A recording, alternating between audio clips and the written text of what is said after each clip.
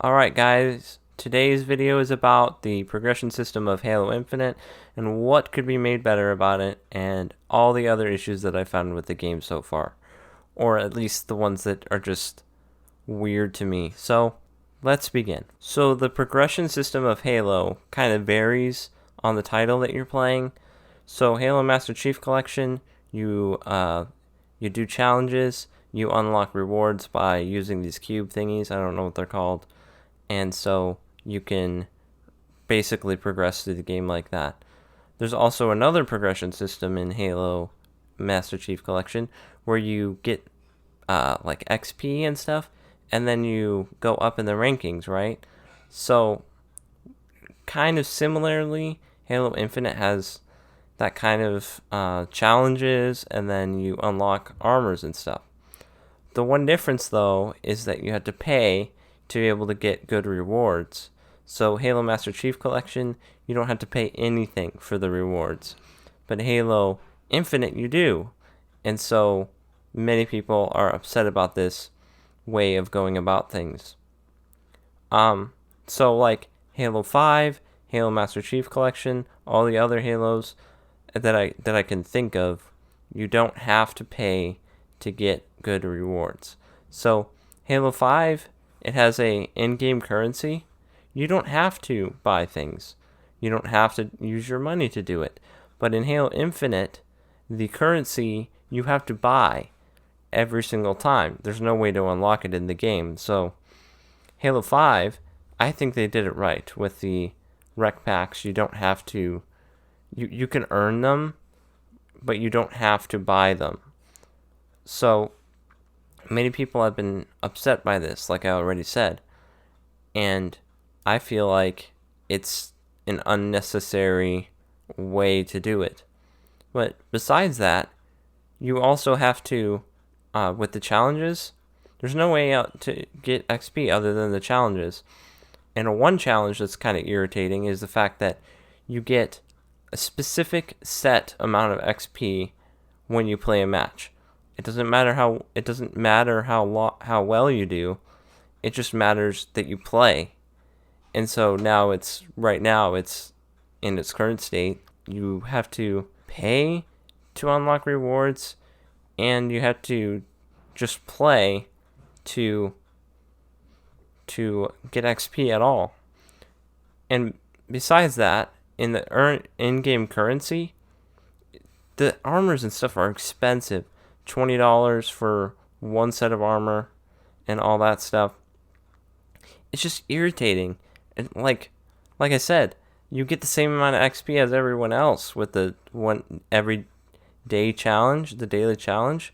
When you play a match, you get 300 XP, and then it goes down to 250, I believe, and then it goes down to 200. That's just for playing the game. That's not for doing well.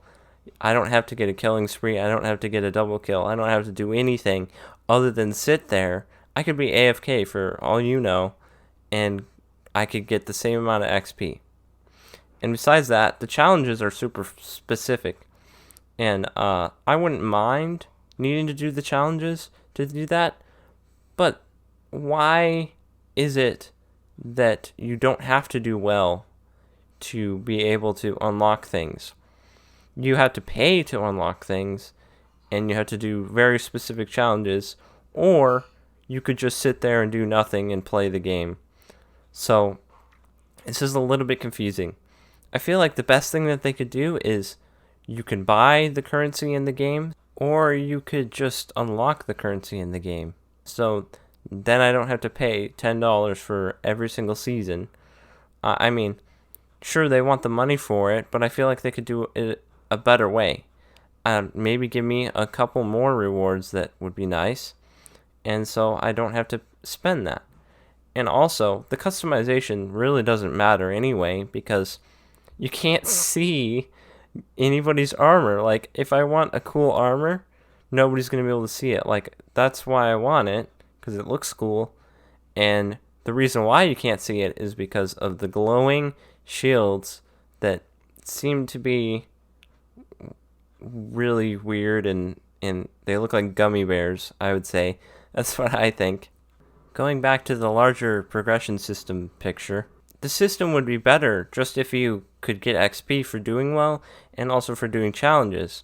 And I've seen some people have issues with how you have to go out of your way to do these challenges, and you don't even have to do the objectives. You could just do, like, you could just not pay attention to capture the flag or whatever. You could make it that you could just get more XP for doing the objective more than the challenges would give you XP. Then we wouldn't even need challenges. It would just be based on how well you do. And I feel like the medal system would be awesome, like where you get the specific medal, you get a reward for it, and it doesn't matter whether or not it's a weekly challenge, a daily challenge, or like monthly challenge, you can just do well in that. That's a little bit of reaching right there, but I feel like that would be a better system. And like these microtransaction things, they wouldn't be a big deal for me. I don't like the idea that I have to pay to get good rewards. I just feel like they shouldn't have had a free price tag. Maybe for the beta, that's a good idea, but maybe in the future, if you make a game really good and you do well at making a game, people buy the game. And so you get money for it instead of doing this weird microtransaction armor thing, which they could make cheaper if they just sold the game really well. That's how games used to be sold, is you make a good game, people buy it. You don't have to buy these weird skins and stuff. I feel like $20 is a little much, maybe $2 for a set of armor. I don't know what the coding difficulties would be for making a set of armor, but I feel like they could have smaller price tags and they could have a bigger game price tag. So those are my thoughts on the progression system, and I feel like it's a little bit flawed right now that everyone gets the same amount of XP no matter how well they do in the game. And so, yeah, that's my biggest concern with the game right now, and all the other ones are just really small game development problems. So, yeah. Moving on from the bigger problem here, we have a graphics thing that looks a little weird to me. So, I'm going to show like 4 clips, one from Halo Reach, one from Halo 4, one from Halo 5, and one from Halo Infinite.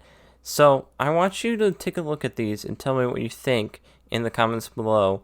Which one looks the best? I think that the Halo 5 one looks the best. So, Halo Reach, I would say, is like maybe third. Halo 4 is probably the bottom one. Halo Infinite is probably second.